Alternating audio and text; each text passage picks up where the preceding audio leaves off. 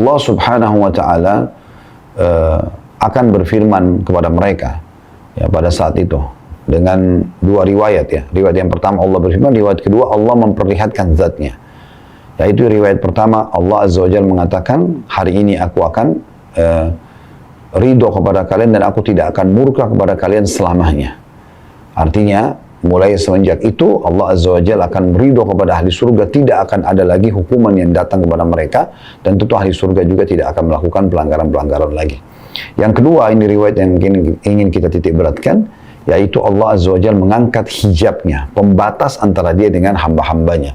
Situlah pertama kali ahli surga melihat zat Allah yang maha mulia, dan pada saat itu pun ya mereka semua serentak mengatakan, ya Allah, tidak ada nikmat yang mengalahkan melihat zatmu yang mulia. Maka Allah Azza wa Jalla pun memperlihatkan zatnya yang mulia dalam sehari ya, atau setiap harinya kepada ahli surga. Nah ini di antara faktor Allah Azza wa Jalla tidak memperlihatkan zatnya yang mulia, namun kita bisa merasakan keberadaannya. Tentu saja bagi teman-teman yang mungkin pernah mengikuti kajian bedah buku kami Minhajul Muslim tulis oleh Syekh Abu Bakar Jazair rahimahullah, di YouTube sudah ada mendekati hampir 170 atau 180 cuplikan ya, bedah buku kurang lebih 1000 lembar buku tersebut. Nah di awal-awal babnya masalah akidah itu ada 4 pasal membahas tentang keberadaan Allah Subhanahu wa taala dan bagaimana kita merasakan dan menyadari keberadaan Allah dengan adanya bukti-bukti di sekitar kita. Di antaranya teman-teman sekalian adanya alam semesta ini, adanya pergantian siang dan malam, adanya hujan yang turun dari langit, gitu kan, dan ada kadarnya. Ada waktu dia turun, ada titik di mana dia turun, dan juga tentunya ada waktu di mana dia turun. Dan ini semua menandakan ada yang mengaturnya. Tidak mungkin sesuatu, tidak mungkin air di kamar mandi Anda tiba-tiba menyala sendiri, kerannya, maksudnya jalan, tanpa ada yang menyalakan. Kita tidak bicara kalau keran tersebut rusak. Tentu Anda akan heran kalau misalnya air tiba-tiba di kamar mandi Anda jalan tanpa sebab. Nah, begitu juga dengan air hujan yang turun dari langit. Tidak mungkin kalau tidak ada yang mengaturnya. Begitu juga dengan lampu di rumah Anda atau di kamar Anda. Sekarang Anda di rumah masing-masing, misalnya kalau mengikuti acara kita karena kita online, maka tentu saja Anda akan heran kalau melihat tiba-tiba lampu di rumah menyala, tidak ada yang nyalakan. Ya, atau misalnya tiba-tiba di satu ruangan yang tidak ada lampu penerangan, tiba-tiba ada lampu yang menyala. Padahal tadinya tidak ada instalasi listrik di situ, misal contoh. Pasti bagi Anda itu tidak mungkin. Gitu. Bagaimana dengan terbitnya matahari, terang dan gelap ini tanpa Anda meyakini ada penciptanya, kan gitu. Itu di antara bukti-bukti dan secara rasional diangkat oleh Syekh Abu Bakar Jazair rahimahullah, gitu kan. Belum lagi diri kita sendiri, apapun yang ada di sekitar kita, tumbuh-tumbuhan, hewan-hewan, ya, populasinya, warna, corak, karakter dan segala macam. Semua itu sangat kaya yang menunjukkan harus ada yang menciptakan itu. Tidak mungkin tidak ada yang menciptakan. Nah ini sebagai seorang muslim kita dikerucutkan dan dipandu ada Tuhan satu, la ilaha illallah. Tidak Tuhan yang berhak disembah kecuali Allah, dan kita lihat di langit sana, apapun yang dijangkau oleh mata kita atau tidak dijangkau, di bumi, di atas bumi, ya, di daratan bumi ini yang bisa dijangkau atau tidak dijangkau oleh mata kita, dan di kedalaman lautan kembali kepada kalimat yang mulia itu la ilaha illallah, la ma'budu bihaqqin illallah. Tidak ada pencipta, tidak ada penguasa, tidak ada pemilik, tidak ada yang menghidupkan, mematikan, yang mengatur. Semua ini kecuali Allah Subhanahu wa ta'ala. Nah ini memang dasar akidah.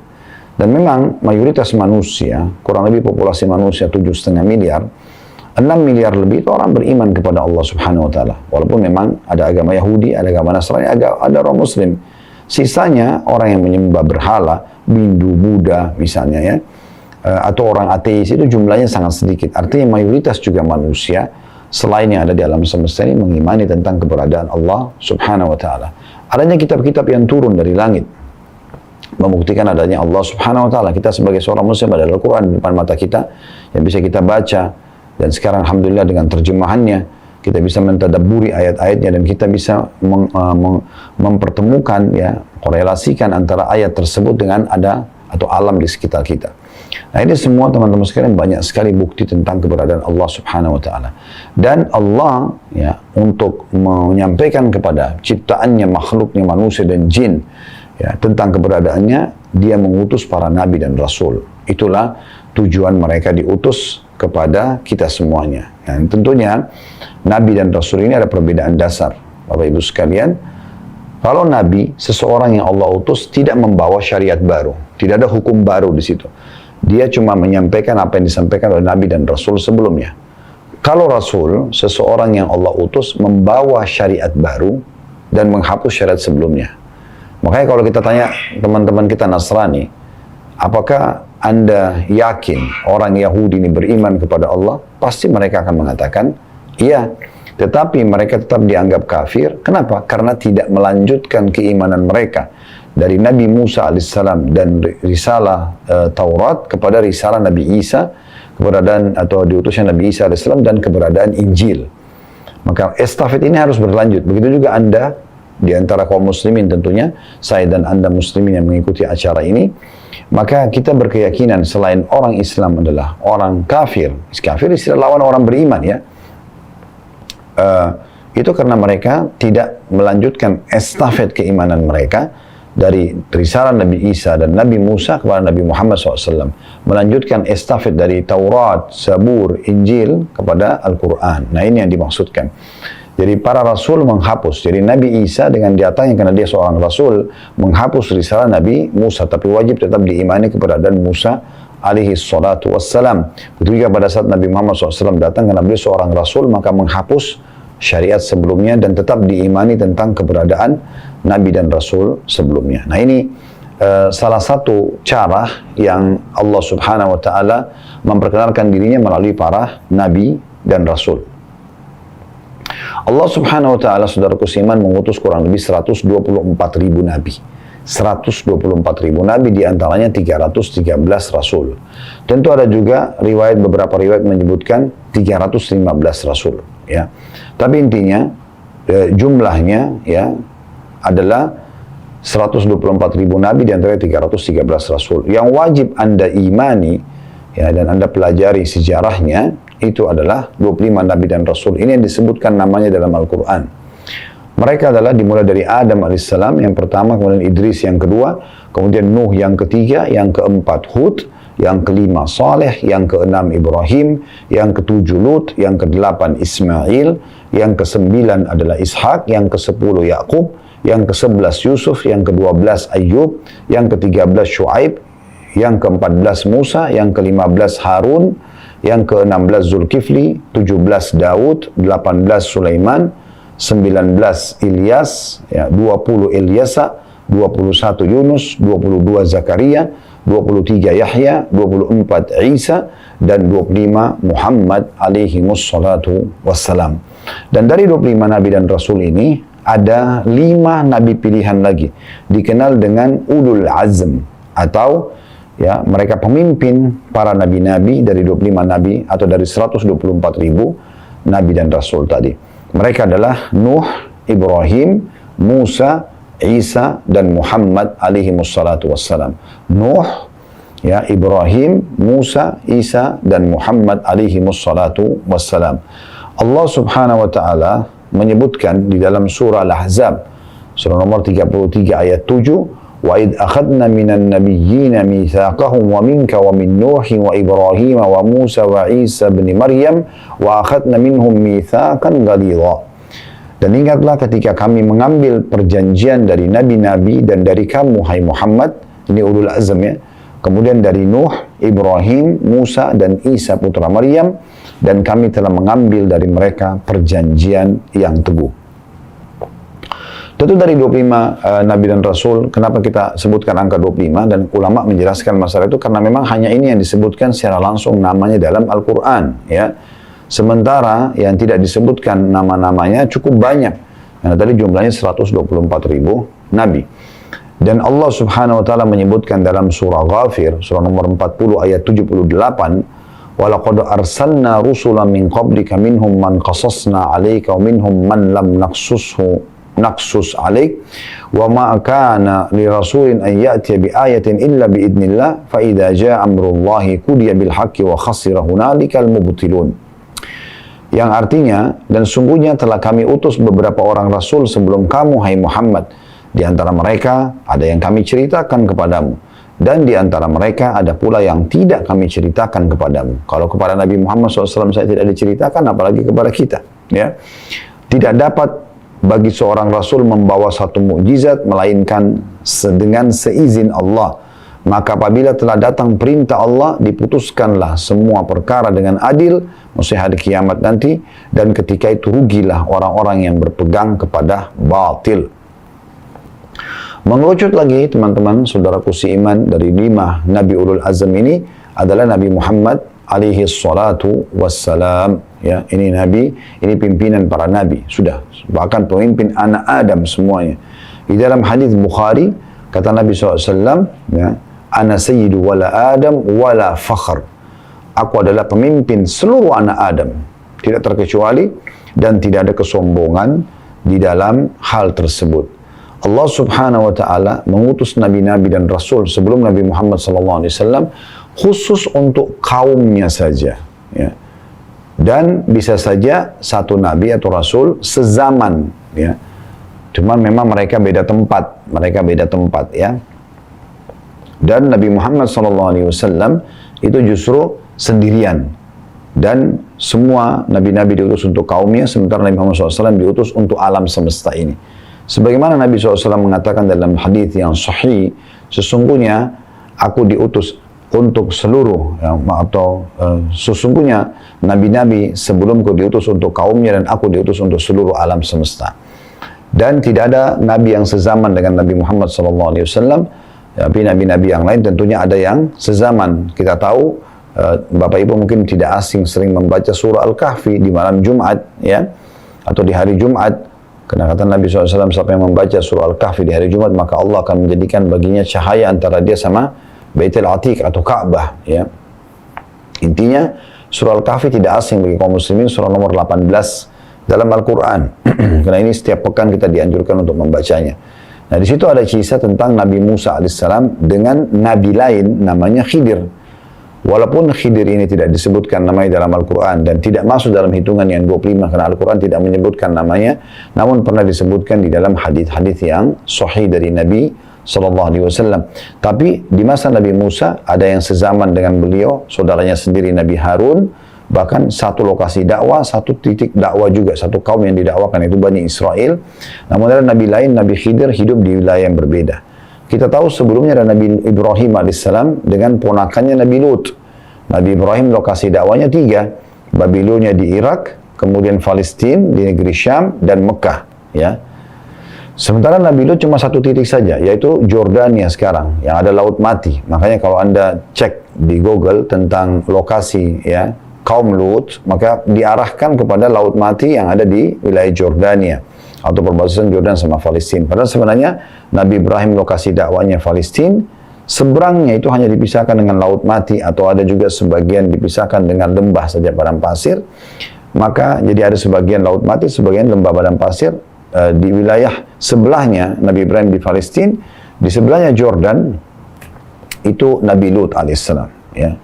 Jadi mereka di zaman Nabi Isa alaihissalam juga ada paman beliau Nabi Zakaria dan juga sepupu beliau Nabi Yahya. Nah, ini berarti mereka sezaman. Tapi Nabi Muhammad SAW diutus, ya, sendiri beliau itu untuk seluruh alam semesta. Sebagaimana Allah sebutkan dalam Al-Quran, wa ma arsalnaka illa rahmatan lil alamin. Kami enggak utus kaum Muhammad kecuali untuk, ya, menjadi petunjuk untuk seluruh alam semesta ini, ya. Dan juga tentunya tidak ada nabi yang sezaman dengan beliau, karena antara Nabi Muhammad SAW dengan nabi-nabi sebelum beliau, nabi terakhir sebelum itu Nabi Isa AS, jaraknya itu 600 tahun. Jaraknya 600 tahun. Baik teman-teman sekalian, lebih dalam lagi kita membahas tentang masalah ini. Jadi kita akan mempelajari tentang figur manusia terbaik, pemimpin para anak Adam, gitu kan. Juga tentunya beliau adalah penutup Nabi dan Rasul, tidak lagi utusan setelah beliau. Dan semua lini kehidupannya diisi dengan kesempurnaan hidup. Bermula kita akan coba singgung misalnya dari sisi khalq dan khuluq. Khalq artinya ciptaan, ya. Disebutkan bahwasanya Nabi Muhammad SAW memiliki kesempurnaan fisik. Sebagaimana disebutkan dalam hadis Bukhari, kalau Nabi SAW itu berkulit putih bersih. Dan saking putihnya sampai pipinya kemerah-merahan. Sallallahu Alaihi Wasallam. Rambutnya hitam berombak, tidak keriting, tidak juga lurus sekali. Kelopak mata dan bola matanya besar. Ya. Dan yang warna hitam-hitam pekat, yang putih-putih bersih. Bulu matanya lebat, ya. Dan beliau juga memiliki alis yang sangat tebal, berbentuk seperti busur panah. Beliau memiliki pundak yang lebar, dada yang bidang, ya, dalam beberapa riwayat disebutkan perut beliau tersusun seperti batu yang keras, ya. Dan beliau memiliki, atau di tubuh beliau dipenuhi dengan bulu, jenggot beliau kasif. Kasif itu panjang sampai ke dada beliau, sallallahu alaihi wasallam. Dan daerah tangan, ya, daerah betis, itu dada semuanya, ya, dipenuhi dengan bulu. Dan sebagian ada yang mengatakan kalau Nabi Yusuf alaihissalam diberikan oleh Allah subhanahu wa ta'ala setengah ketampanan dunia, maka Nabi SAW lebih tampan lagi dari itu, karena beliau lebih sempurna tentunya dari Nabi Yusuf alaihissalatu wassalam. Sementara dari sisi akhlak, kita tahu dalam surah Al-Qalam, surah nomor 68 ayat 4, Allah subhanahu wa ta'ala memuji tentang karakter dan akhlaknya Nabi Muhammad sallallahu alaihi wasallam. Sebagaimana Allah mengatakan di surah Al-Qalam surah nomor 68 ayat 4, wa innaka la'ala khuluqin azim. Sungguhnya kau Muhammad memiliki akhlak yang sangat mulia. Dan Aisyah radhiyallahu anha waktu ditanya dalam riwayat Muslim, bagaimana akhlak Nabi SAW? Kaifa kana khuluqun Nabi sallallahu alaihi wasallam? Maka kata Aisyah, kana khuluquhul Quran. Karena sulitnya Aisyah menggambarkan bagaimana mulianya akhlaknya Nabi SAW, beliau cuma mengatakan akhlaknya Nabi SAW adalah seperti Al-Quran. Bagaimana sempurnanya Al-Quran, begitulah akhlak Nabi SAW. Beliau orang yang sangat penyayang, orang yang sangat penyabar. Dalam hidup beliau hanya marah, Bapak Ibu sekalian, kalau betul-betul hukum Allah dilanggar. Selain daripada itu, maka beliau tidak marah. Gitu ya. Makanya pada saat beliau meninggal dunia ditemukan hanya antara 13 sampai 17 saja uban beliau. Sisanya semua masih hitam, ya, karena biasanya ya, orang yang ubanan ini mungkin terlalu banyak permasalahan yang dihadapi dan stres dia. Tidak dengan sabar dia melaluinya, ya, atau dia emosional, maka ini akan berpengaruh, ya, akan terjadi penuaan dini. Nabi SAW orang yang luar biasa, sampai digambarkan oleh sahabat bernama Anas ibn Malik. Anas ibn Malik ini teman-teman sekalian dalam riwayat Bukhari, ya, beliau adalah anaknya Ummu Sulaim. Ummu Sulaim ini seorang wanita yang sangat salihah. Julukannya ibunya ini namanya julukannya Rumaisa atau Gumaisa. Dan ada hadis yang menjelaskan beliau termasuk wanita yang dijamin masuk surga oleh Nabi SAW. Awal Nabi SAW hijrah di Madinah, maka Ummu Sulaim membawa anaknya Anas ini dari suami dia yang pertama, namanya Malik, tapi Malik meninggal dalam keadaan kafir. Dia mengatakan, ya Rasulullah, ini Anas, jadikan pembantu anda di rumah, supaya dia bisa belajar agama dari tangan anda langsung. Maka akhirnya menjadilah Anas 10 tahun pembantu Nabi SAW. Dan Anas ini berkata, saya menjadi pembantu 10 tahun di rumah Nabi SAW, dari umur 9 sampai 19 tahun. Belum pernah sekalipun saya temukan Nabi SAW menghardik atau berkata kasar kepada istrinya dan juga pembantunya 10 tahun. Dan Anas bin Malik juga mengatakan dalam riwayat lain bahwasanya saya pernah satu kali diutus oleh Nabi SAW untuk membeli hajat beliau di pasar, dan karena saya masih anak-anak, begitu saya keluar dari rumah beliau, kemudian saya temukan di pelataran di sekitar rumah Nabi SAW itu ada anak-anak yang sebaya dengan aku lagi bermain. Kemudian aku pun lupa hajat Nabi SAW. Tiba-tiba aku dengarkan ada suara dari belakangku mengatakan, ya Unais. Ya Unais ini wahai Anas, ya, dipanggil, ya. Tetapi orang Arab itu kalau mau memanggil sayang, biasanya ada satu retorika dalam bahasa Arab dikenal dengan ismu tasghir. Nama itu dikecilkan kalau mau dipakai untuk panggil sayang, ya. Mungkin Anda pernah dengar julukan Aisyah radhiyallahu anha, Nabi SAW memujinya. Dia karena wanita putih dan pipinya kemerah-merahan juga, ya, mirip dengan Nabi SAW. Maka bahasa Arabnya kalau perempuan mau digunakan untuk mu'annath atau perempuan itu hamra, Tapi karena Nabi SAW ingin panggil dengan panggilan sayang, Nabi SAW memanggil dengan Humaira, ya. Jadi maksudnya wanita yang dipuji oleh Nabi SAW karena memiliki kulit yang kemerah-merahan, ya seperti itu ya. Nah, seperti itu. Jadi Nabi SAW memanggil Anas, ya beliau tidak marah, padahal ini pembantunya tidak membeli hajatnya, malah pergi main gitu ya. Tapi Nabi SAW sambil senyum mengatakan, wahai Unais, panggilan seakan-akan artinya gini, wahai Anasku sayang gitu ya. Kenapa kau tidak selesaikan dulu hajatku, baru kemudian kau bermain? Jadi ini akhlak yang luar biasa, ya, akhlak yang luar biasa. Kemudian juga teman-teman sekalian, dalam mempelajari nanti sirah Nabawi ini, ya, tujuan utamanya adalah bagaimana supaya kita menjadikan beliau sebagai suri tauladan, dan Allah Subhanahu wa taala mengutus kepada kita dari kalangan manusia agar mudah kita untuk menciplak hidup beliau. Dan Allah berfirman dalam surah Al-Ahzab, surah nomor 33 ayat 21, yang bunyinya, laqad kana lakum fi rasulillahi uswatun hasanatun liman kana yarjullaha wal yawmal akhir wa dzakarallaha katsira. Sesungguhnya telah ada pada diri Rasulullah sallallahu alaihi wasallam suri tauladan yang baik bagimu. Contohi, ciplak hidupnya, cara makannya, cara minumnya, cara tidurnya, segala macam, berumah tangga, berbisnis, berpolitik, apa saja ya. Semuanya ya kita mengikuti beliau sebagai suri tauladan bagi orang yang mau mengharapkan rahmat Allah dan juga akan mendapatkan balasan yang baik di akhirat tentu dengan surga, dan juga dia ingin berzikir kepada Allah dengan zikir yang banyak. Dengan mempelajari sejarah manusia terbaik ini atau Nabi SAW yang dipilih langsung oleh Allah Subhanahu wa taala, ya, banyak sekali manfaat-manfaat yang akan didapatkan. Nah, sekarang kita coba susun per poin ya, manfaat dari mempelajari sirah Nabawi ini. Apa kira-kira manfaatnya? Karena ibu dan bapak sekalian yang hadir dalam acara kita ini, kalau memahami tujuan dan manfaat apa yang saya dapatkan, maka nanti akan lebih memotivasi untuk ikut dan partisipasi terus mempelajari sampai akhir sejarah kisah yang kita ingin sampaikan, gitu ya. Oleh karena itu teman-teman sekalian, kita butuh mengetahui, Anda kalau mau melakukan satu aktivitas, Anda akan terus semangat untuk meneruskan sampai di garis finishnya, itu kalau Anda tahu ya apa yang Anda dapatkan di situ, itu sudah umum ya. Oleh karena itu kita perlu menyampaikan apa yang kita dapatkan kalau kita mempelajari sirah Nabawi. Dan umumnya semua ya, amalan ibadah dalam Islam pasti ada janji positif. Biasa kalau dalam ceramah itu dikenal dengan istilah fadilah, keutamaan ya.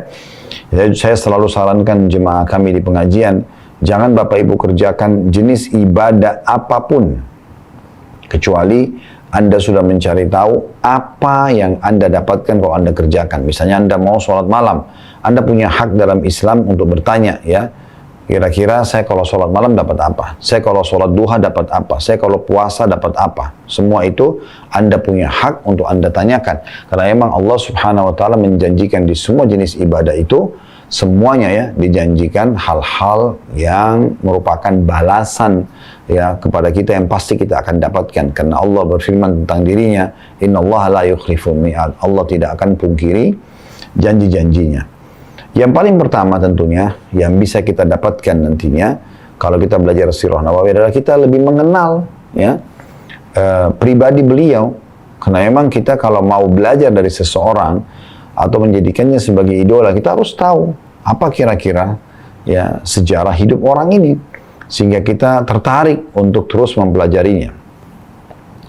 Bagaimana kita akan mempelajari lebih dalam nanti di awal sekali pernikahan ayahnya Abdullah dengan ibunya Aminah, dan baru saja 6 bulan berjalan pernikahan dan Aminah hamil, maka meninggallah Abdullah, kemudian Aminah pun berjalan sendiri sampai melahirkan Nabi SAW. Dan bagaimana prosesi melahirkannya Aminah, kejadian-kejadian besar apa yang terjadi pada saat melahirkan Nabi Muhammad SAW. Karena banyak sekali kejadian yang unik pada saat itu ya. Nanti akan kita paparkan panjang lebar dalam kajian kita tentunya, tentang masalah Nabi SAW lahir dalam kondisi sudah terkhitan. Nabi SAW lahir tentunya dengan sangat muda sehingga Aminah tidak merasakan sakit. Kemudian Nabi SAW juga lahir itu menengadahkan wajahnya ke langit seakan-akan berdoa. Ya, Nabi SAW juga lahir dalam kondisi tali pusarnya sudah tidak ada, ya. Dan banyak sekali kejadian-kejadian di masa hidup Nabi SAW atau di masa kelahiran Nabi SAW yang akan kita lihat nanti. Dan setelah beliau lahir, bagaimana prosesi beliau akhirnya disusui oleh Halimah Sa'diyah, karena tradisi pada masa itu orang-orang di Mekah, mereka suka anak-anak atau bayi mereka disusuin oleh wanita-wanita Badui dari padang pasir, karena wanita-wanita ini memiliki fisik yang sehat dan berarti secara otomatis asinya pun itu berkualitas gitu ya. Setelah juga nanti yang kita sebutkan di antara hikmah-hikmah kenapa orang-orang Arab itu berharap anak-anaknya dibawa ke padang pasir oleh wanita-wanita Badui, yang kemudian wanita-wanita ini menyusui anak-anak mereka, ya. Selain fisik mereka kuat, juga untuk mempelajari kemurnian bahasa Arab atau dikenal dengan bahasa fusha. Nanti insya Allah akan kita paparkan itu. Setelah dia, Nabi SAW tumbuh besar sampai 2 tahun, disusui oleh Halimah, dan ternyata itu mendatangkan keberkahan yang sangat banyak. Halimah yang tadinya miskin menjadi kaya raya. Dan itu juga akan ada penyampaian tentang kisah bagaimana uniknya ya Halimah bisa menjadi kaya. Kemudian juga bagaimana prosesi pembelahan dada Nabi SAW, orang lebih di umur 6 tahun ya, oleh 2 malaikat yang mengeluarkan bongkahan berwarna hitam dari dada Nabi SAW, dikenal dengan pembelahan dada. Kemudian lalu Halimah pun mengembalikan Nabi SAW kepada ibunya Aminah, dan setelah diterima, Aminah sempat membawa Nabi SAW menuju ke Madinah untuk bertemu dengan keluarga ibunya yang dikenal dengan suku Najjar di Madinah. Setelah kembali silaturahim dengan keluarga ke wilayah Mekah, tepatnya di satu wilayah namanya Rabwah, disitulah meninggal ibu Nabi SAW. Jadi dalam umur 6 tahun Nabi SAW sudah yatim piatu, ayah dan ibunya sudah meninggal. Kemudian setelah itu dari umur 6 tahun sampai 8 tahun tumbuh besar di tangan kakeknya Abdul Muttalib, dan disinilah Nabi SAW belajar tentang kepemimpinan. Karena hampir setiap hari Abdul Muttalib duduk di majelisnya sebagai pemimpin Mekah, dan nanti akan kita paparkan juga tentunya rahasia kenapa bisa Abdul Muttalib menjadi pemimpin atau raja Mekah ya sebelum lahirnya Nabi Muhammad SAW. Dan akhirnya Abdul Muttalib itu selalu tiap hari duduk dalam satu majelis dan dikelilingi oleh tokoh-tokoh Quraisy, dan dia selalu memecahkan permasalahan-permasalahan mereka. Dan Nabi SAW selalu hadir selama 2 tahun di situ. Kata ahli sejarah tujuannya agar beliau tahu dan mempelajari bagaimana kedepannya memecahkan permasalahan-permasalahan di tengah-tengah masyarakat. Kemudian setelah 8 tahun kakeknya Abdul Muttalib meninggal dunia, dan nanti juga akan kita ceritakan tentang Abdul Muttalib ini, siapa sebenarnya namanya, kenapa namanya Abdul Muttalib, ada cerita sendiri tentunya yang akan kita paparkan nanti insya Allah. Kemudian setelah itu dari umur 8 tahun sampai umur 25 tahun beliau tinggal bersama pamannya Abu Talib.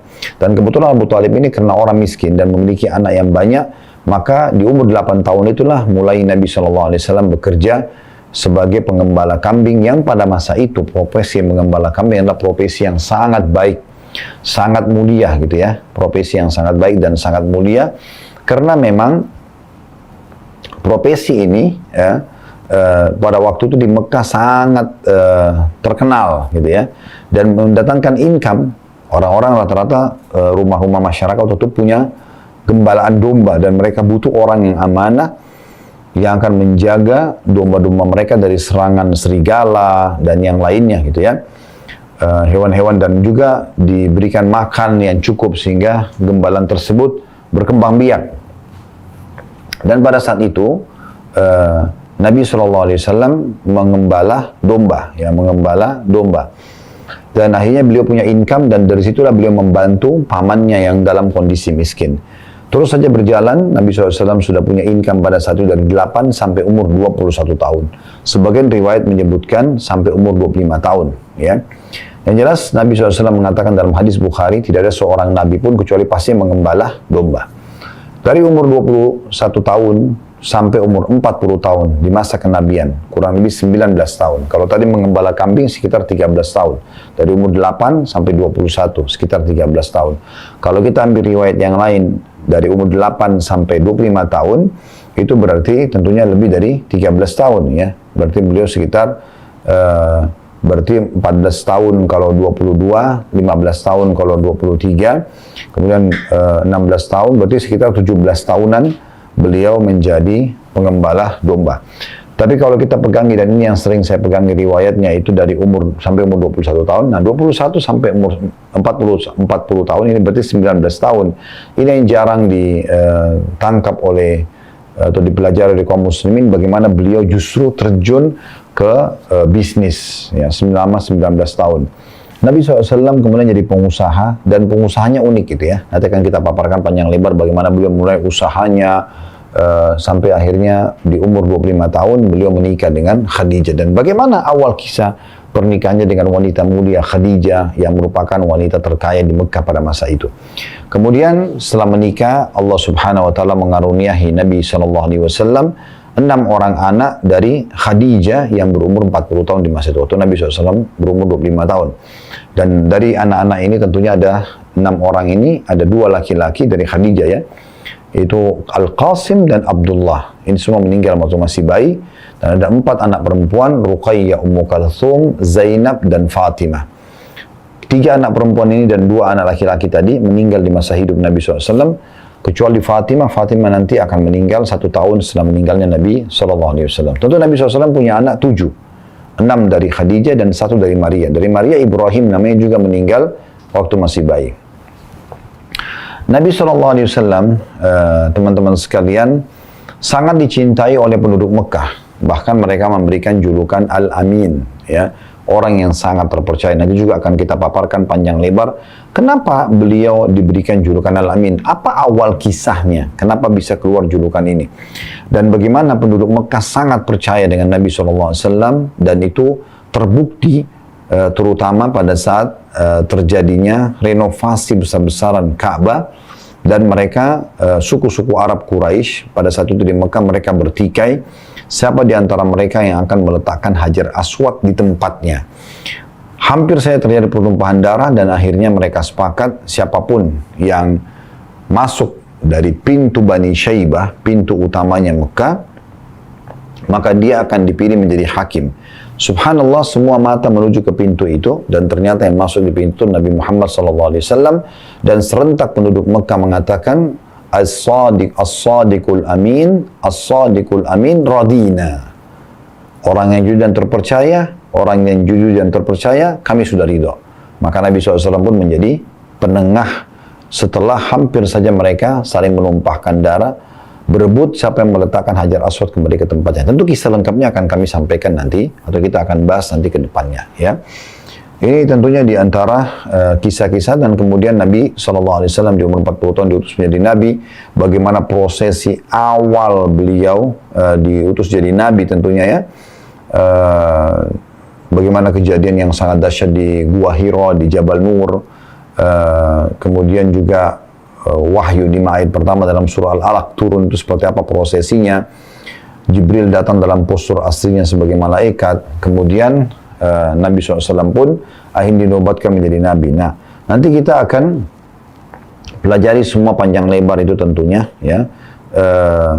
Dan Allah Subhanahu wa taala memerintahkan kita untuk ya mengimani semua yang berhubungan dengan sejarah hidup beliau, sampai tentunya beliau jadi Nabi di umur 40 tahun, dan beliau tinggal selama 13 tahun di Mekah setelah penobatan jadi Nabi, yaitu dari umur 40 sampai 53 tahun. 10 tahun pertama semua terjadi penolakan yang sangat luar biasa dari penduduk Mekah gitu kan. Dan kita akan ceritakan panjang lebar siapa saja yang menjadi penolak dakwah Nabi SAW, siapa saja yang beriman di saat itu, bagaimana gejolak yang terjadi di kota Mekah ya pada masa 10 tahun itu. Dan karena Nabi SAW setelah 10 tahun melihat sepertinya tidak ada hasil dari mendakwahi orang-orang Quraisy, karena dari 10 tahun berdakwah itu yang beriman di Mekah itu hanya 153 orang. 70 orang tinggal bersama Nabi SAW di Mekah, dan 83 orang itu menuju ke Ethiopia atau Habasyah, di mana mereka memang di sana menyelamatkan agama mereka. Nanti akan kita ceritakan juga tentang kisah hijrah mereka insya Allah, dan bagaimana terjadi dialog antara Amr bin As, salah satu utusan orang-orang Quraisy yang ingin menjemput 73 sahabat atau 83 sahabat yang hijrah di Ethiopia yang dipimpin oleh Ja'far bin Abi Thalib, sepupu Nabi SAW, kakaknya Ali bin Abi Thalib yang lebih tua 10 tahun dari Ali. Dan bagaimana dialog ini menjadi penyebab masuk Islamnya raja yang sangat kuat pada masa itu, yaitu Najasyi, yang sahabat bernaung di bawah kerajaannya di Ethiopia. Kemudian tentu teman-teman sekalian, Nabi SAW waktu itu dihibur oleh Allah SWT dengan dua kejadian besar, karena penduduk Mekah menolak dakwah beliau. Di musim haji beliau juga menawarkan agama Islam kepada pemimpin-pemimpin suku yang mau melindungi beliau dan Islam, tapi tidak ada yang menerima. Maka Allah SWT menghibur dengan dua kejadian besar, yaitu masuk Islamnya jin Nusaybin. Nanti akan kita paparkan panjang lebar bagaimana prosesi masuk Islamnya jin Nusaybin, riwayat yang menceritakan tentang jin-jin ini yang datang, kemudian mendengarkan ayat Al-Quran dan mereka beriman. Dan yang kedua, kejadian Isra dan Mi'raj. Ini di tahun ke-11 dari masa kenabian. Terus saja terjadi kejadian-kejadian yang luar biasa, yang spektakuler dalam hidup beliau setelah tentunya Isra Mi'raj, ya, ini kejadian yang sangat besar, sampai akhirnya tibalah masa hijrah ke kota Madinah setelah 13 tahun berdakwah di Mekah. Dan kita akan sebutkan nanti sebab-sebab kenapa beliau hijrah ke Madinah, ya, dan kaum yang nanti disebut dengan Ansar dari suku Aus dan Khazraj bertemu beliau di musim haji, bagaimana prosesi pertemuan dan akhirnya terbukalah pintu untuk hijrah ke kota Madinah. Akhirnya beliau setelah itu menghabiskan 10 tahun masa hidup beliau di kota Madinah, dan disitulah masa turunnya ayat-ayat Al-Quran yang berhubungan dengan ahkam atau hukum-hukum. Jadi diperintahkannya puasa Ramadan, yaitu di fase Madinah sebelum perang Badr di tahun 2 Hijriah. Kemudian juga jihad, ya, hukum jihad juga disyaratkan di Madinah. Kemudian hukum zakat, gitu kan, hukum haji, ya, dan umrah, gitu kan, itu semua hukum-hukum turunnya justru di kota Madinah. Karena di Mekah memang fase turunnya ayat-ayat Makkiyah yang berhubungan dengan masalah tauhid kepada Allah Subhanahu wa taala, mengingatkan tentang kematian, mengingatkan tentang umat-umat sebelum kita, kemudian mengingatkan tentang surga dan neraka agar mereka beriman kepada Allah terlebih dahulu. Nah, itu. Dan kita memang diharuskan beriman kepada risalah Nabi Muhammad SAW agar kita mendapatkan petunjuk, ya, sebagaimana, dan mempelajari, tentu salah satu beriman pada risalahnya dan mempelajari sejarah sebagaimana tadi kita berikan gambaran umumnya, ya. Nanti kita akan lebih masuk secara detail. Dan Allah kekalkan dalam Al-Quran nama Nabi Muhammad SAW dikenal dengan surah Muhammad, surah nomor 47 dalam Al-Quran ayat 2, di mana Allah Subhanahu wa taala berfirman, walladzina amanu wa amilus solihati wa amanu bima unzila ala Muhammadin wa huwal haqqu min rabbihim kaffara anhum sayiatin wa aslaha balahum. Dan orang-orang mukmin dan beramal saleh, orang-orang yang beriman dan beramal saleh dan beriman kepada apa yang diturunkan kepada Muhammad sallallahu alaihi wasallam, dan itulah hak atau kebenaran dari Tuhan mereka, maka Allah akan menghapuskan kesalahan-kesalahan mereka dan juga memperbaiki keadaan mereka.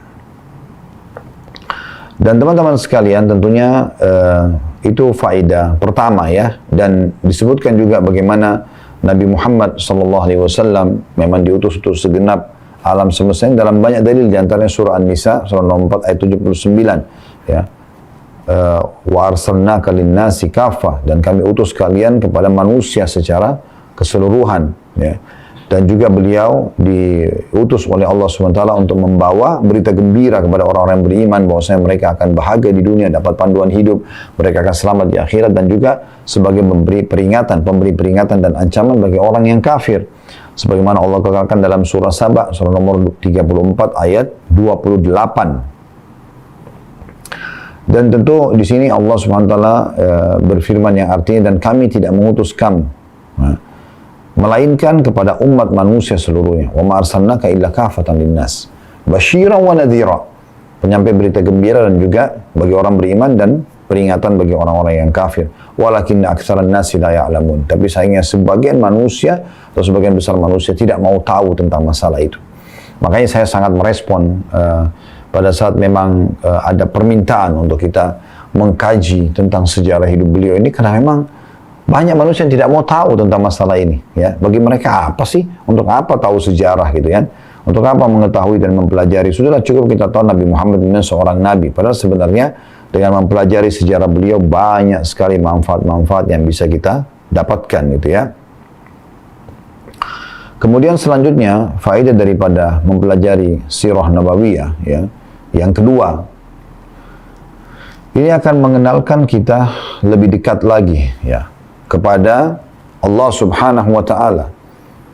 Jadi selain mengenal Nabi SAW dengan panjang lebar tadi, kita juga tidak mungkin mengenal Allah Subhanahu wa Ta'ala kecuali, ya, melalui Nabi Muhammad SAW.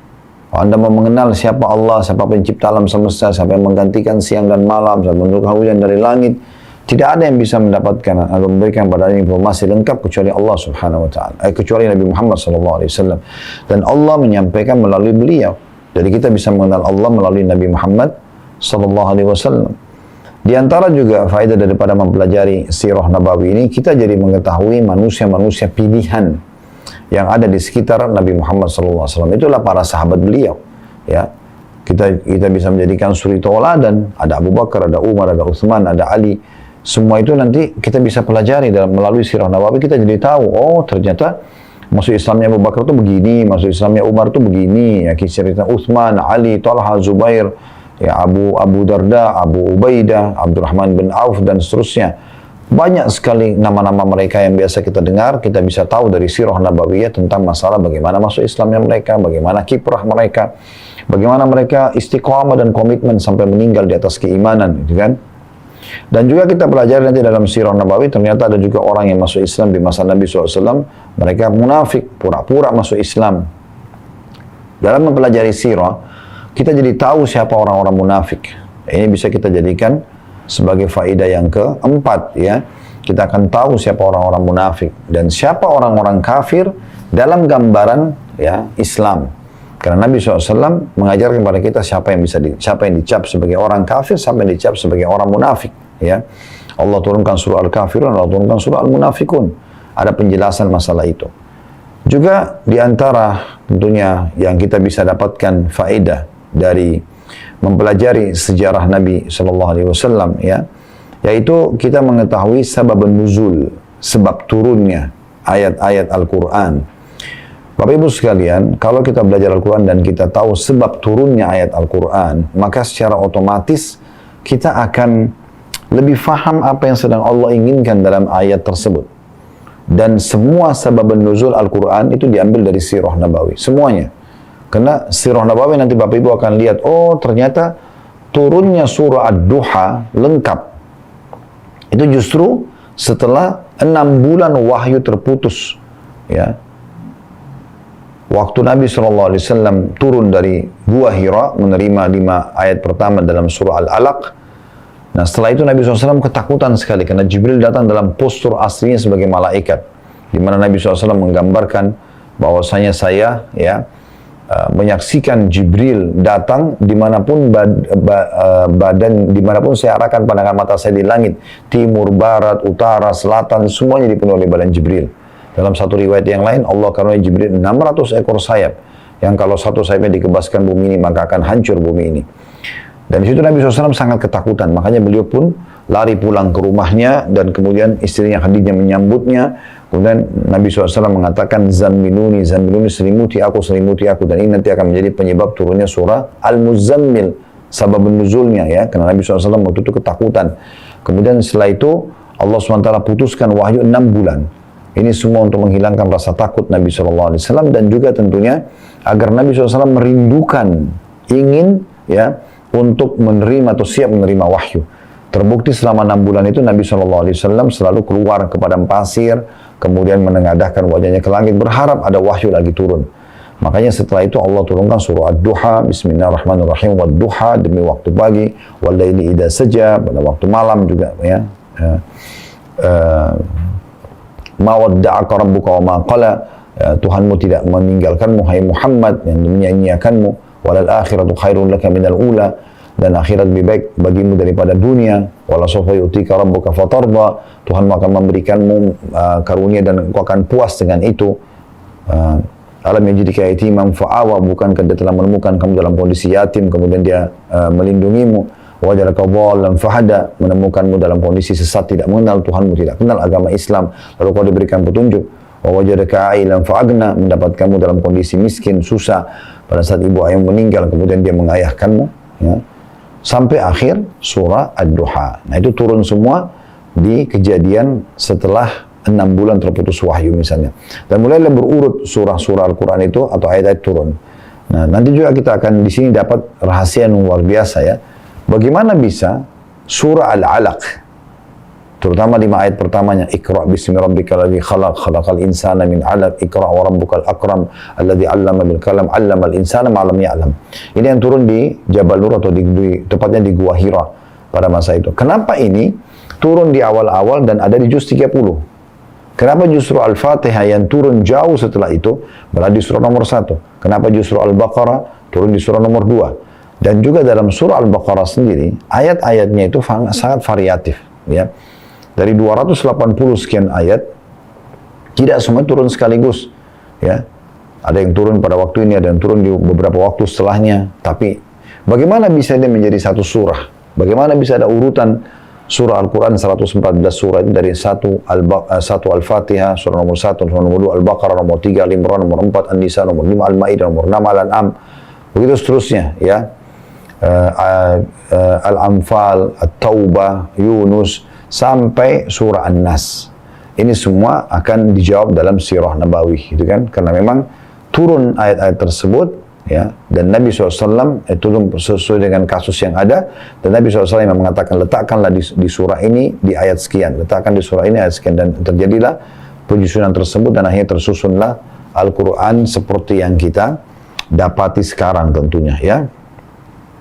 Jadi ini kita dengan mempelajari sirah Nabawi, kita jadi tahu teman-teman sekalian sebab nuzul ayat, sebab turunnya ayat Al-Quran, ya. Dan ini luar biasa ini, ya. Banyak sekali surah-surah Al-Quran kita jadi tahu sebab apa yang Allah inginkan di situ justru dengan mempelajari sirah Nabawi, ya. Surah Al-Ahzab tentang Ahzab, kelompok pasukan yang datang untuk menyerang Madinah yang dikenal dengan perang Khandaq, surah nomor 33. Di dalamnya juga diceritakan tentang kondisi orang munafik, tentang perang Tabuk. Ini nanti akan kita juga dapati dalam pelajaran sirah Nabawi. Juga termasuk Bapak Ibu sekalian, Anda akan tahu sababul wurud hadis. Kalau tadi sebab turunnya Al-Quran, kalau sekarang kita bahas tentang sababul wurud. Kalau Al-Quran ada namanya sababun nuzul, sebab turunnya ayat-ayat Al-Quran, maka dalam hadis ada namanya sababul wurud, sebab hadis disebutkannya. Tentu tidak semua ayat Al-Quran ada sebab turunnya. Ada ayat Al-Quran turun tanpa sebab. Hadis juga begitu. Ada hadis yang Nabi sebutkan karena ada kasus terjadi. Ada juga hadis yang Nabi sebutkan memang kena wahyu turun dan Nabi sampaikan kepada umat. Tapi yang kalau ada sebabnya dikenal dengan sababul wurud, sebab hadis disebutkan. Contoh misalnya, Nabi SAW pernah masuk ke dalam sebuah pasar, kemudian beliau melihat ada satu penjual, dan penjual ini menjual gandum. Dia memiliki gandum tumpukan yang kelihatannya bagus, tetapi waktu Nabi SAW masuk dan melihat di bagian dalam susunan gandum itu ternyata basah. Jadi dia mencampur antara yang buruk sama yang basah sama yang kering, ya. Maka Nabi SAW tanya, apa ini? Ya, dia mengatakan, sesungguhnya ini kebasah kena hujan ya Rasulullah. Maka Nabi SAW mengatakan, hendaknya engkau memperlihatkan yang basah ini dan dipisahkan dari yang kering agar manusia melihatnya dan mereka bisa memilih, terserah mau beli yang mana, gitu ya. Lalu Nabi SAW mengatakan dalam hadis yang masyhur, man ghasyana falaysa minna, siapa yang menipu kami bukan dari golongan kami, bukan dari golongan kami, gitu ya. Ini satu hal yang luar biasa yang bisa kita ambil dari pelajaran sirah Nabawi, gitu ya. Dan cukup banyak tentu yang bisa kita ambil. Nah, diantaranya juga yang kita bisa tahu, kita jadi tahu melalui sirah Nabawi tentang kemuliaan agama yang Bapak Ibu anutin, agama Islam. Inilah awal sejarah agama Islam yang Anda anut. Nanti akan Anda pelajari tentang sejarah pertama sholat, sejarah pertama zakat, sejarah perintah bakti kepada orang tua, sejarah menjenguk orang sakit, sejarah berjihad, berperang, gitu kan. Kemudian sejarah bab tentang jual beli, transaksi jual beli. Semua kita bisa katakan semua hukum-hukum Islam ini Anda dapatkan dari sirah Nabawi. Tapi uniknya dari sirah Nabawi ini Bapak Ibu sekalian, Anda dapat secara berurut. Oh, ternyata ini dulu yang turun. Oh, surah ini dulu. Oh, ayat ini dulu. Nah, seperti itulah. Anda akan lebih mengenal tentang agama yang Anda anut ini. Dari awal sejarahnya sampai akhirnya, teman-teman sekalian, kita akan masuk ke satu ranah di mana kita akan mengatakan ternyata ini loh kesempurnaan agama Islam itu. Jadi Anda lebih yakin lagi tentang kebenaran Islam sebagaimana Allah berfirman, "Inna dina indallahi Islam." Agama sisi Allah adalah agama Islam, gitu kan? Dan Allah mengatakan dalam ayat yang lain, "Wa may yabtaghi ghairal islami dinan fala yuqbal min wa huwa fil akhirati minal khasirin." Siapa yang coba-coba pilih selain agama Islam sebagai agamanya, maka tidak akan diterima dari dan dia termasuk di akhirat orang-orang yang rugi. Kenapa Anda harus percaya diri menganggap agama yang Anda anut ini benar dan Anda akhirnya mau mendakwakannya kepada orang lain? Sekarang banyak umat Islam tidak mau mendakwakan agama Islam karena mereka pikir benar nggak sih agama saya ini? Nah, Sirah Nabawi akan memberikan jawaban kepada Anda kalau agama yang Anda anut ini adalah agama yang benar. Inilah awal sejarah agama itu sendiri dan sampai nanti akhir ayat dan hukum yang turun, akhirnya Allah turunkan surah Al-Maidah, surah nomor 5 ayat 3, potongan ayatnya, "Al-yawma akmaltu lakum dinakum." Hari ini aku sempurnakan agama kalian. Ya. "Wa atmamtu alaikum ni'mati." Dan aku sempurnakan agama nikmatku pada kalian, kata Allah. Melalui Islam ini sudah cukup semua. Kalian tidak butuh agama lain. "Wa raditu lakumul Islam." Dan aku ridha Islam sebagai agama kalian. Maka dengan itu tanda-tanda wafatnya Nabi Muhammad SAW dan beliau akhirnya meninggal setelah agama ini disempurnakan atau tersempurnakan dengan beliau menyampaikan semua amanah agama yang ada di pundak beliau kepada umat manusia. Dan tentu setelah itu estafetnya berjalan dilanjutkan oleh para sahabatnya. Dan Alhamdulillah di playlist YouTube kami sudah ada serial sahabat lebih dari 40, mendekati 50 serial sahabat ya. Bagi Bapak Ibu yang belum tahu, kami ada kajian setiap sebulan sekali juga, itu Sabtu kedua di Blok M Square di setiap pekan kedua, Sabtu kedua ya. Jam habis duhur sampai asar. Kita selang-selingkan ya. Sebulan ini misalnya kita bahas sejarah Nabi, bulan depan kita akan bahas sejarah sahabat. Karena bulan lalu kita sempat bahas pekan kedua tentang sejarah Nabi Adam alaihissalam. Kita mulai dengan Nabi yang pertama, nanti akan menyusul Nabi Idris dan seterusnya berurut sampai Nabi Isa alaihissalam. Sementara Nabi Muhammad SAW sudah ada tentu sejarah yang kita sudah bahas.